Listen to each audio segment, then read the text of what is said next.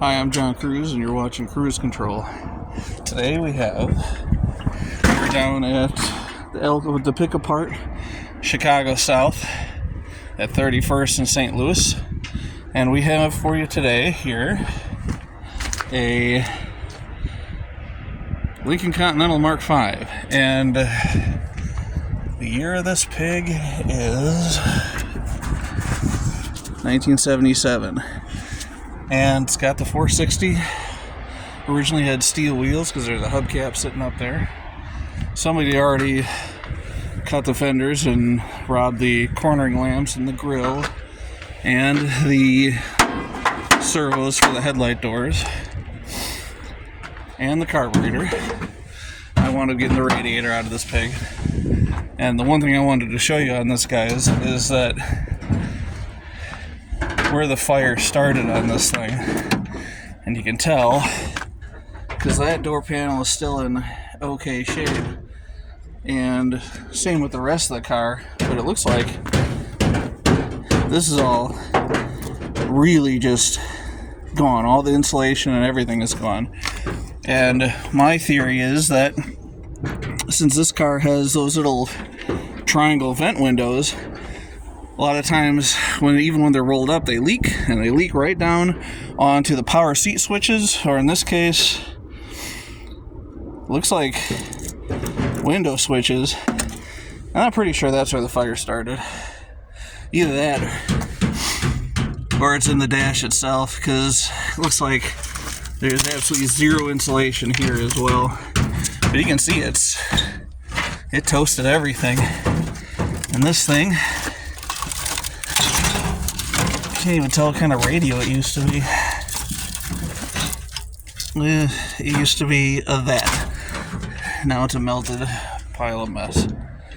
So, yeah, I got the radiator off of it, and if you guys want, supposedly this thing is a 14,000 mile car, so if you still are interested in a big block Ford, got that, the 460, and I think the Trans is still there. And to top it off, you got 9-inch rear end, brand new exhaust on it, and it's a 4-wheel disc brakes.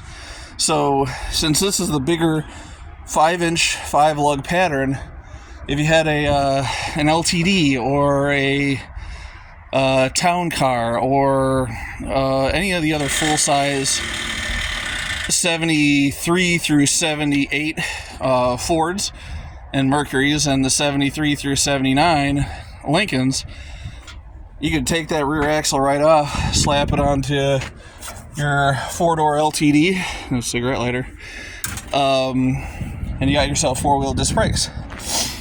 Trunk lid is still in good shape. Car came from Ogden Avenue, Lincoln Mercury in Westmont.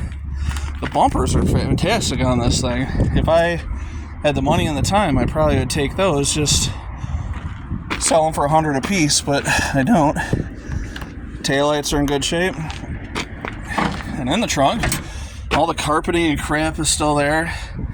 The jack is gone, but even though it's flat, it still has the original, I believe it's the original Michelin 230 by 15.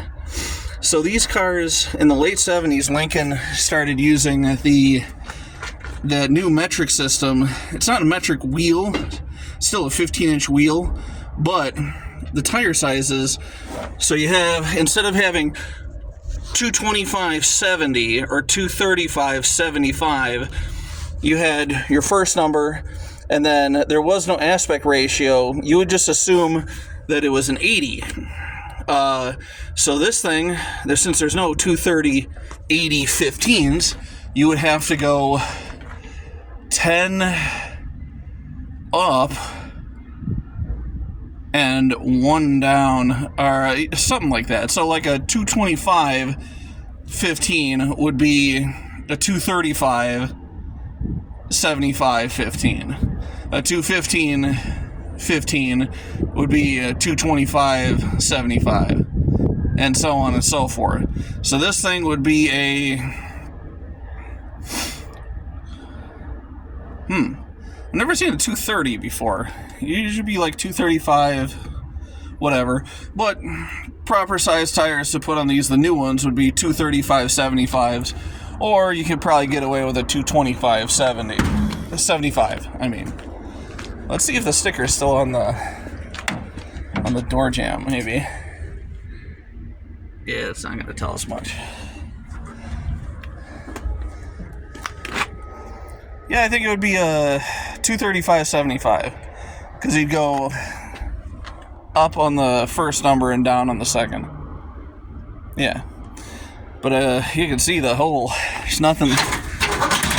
Dashboard is completely unhinged. The steering is completely unhooked. Well, almost completely. Let's see if we can rotate these wheels. Yeah, I almost got it center steered again. Here, hold on.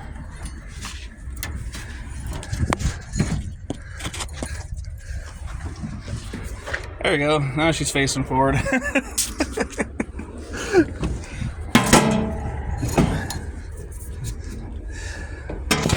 Anybody need a tilt column? Whoop, whoop, whoop, whoop, whoop, whoop.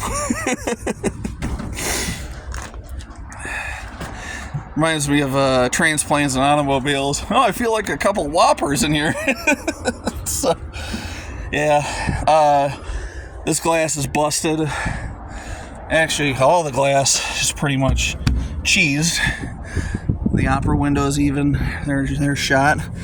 You got the remainder of a door card in here. She's pretty minty, yeah. She'll buff right out. Oh, I just cut myself, didn't I? Fuck. Anyways. Yeah, so say goodbye to this pig.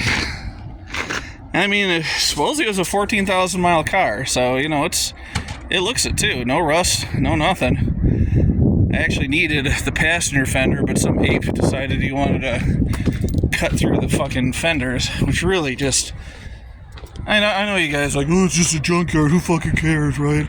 But this is just Bush League shit.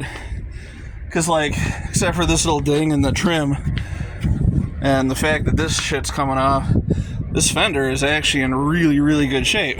And this just to get it out, you know?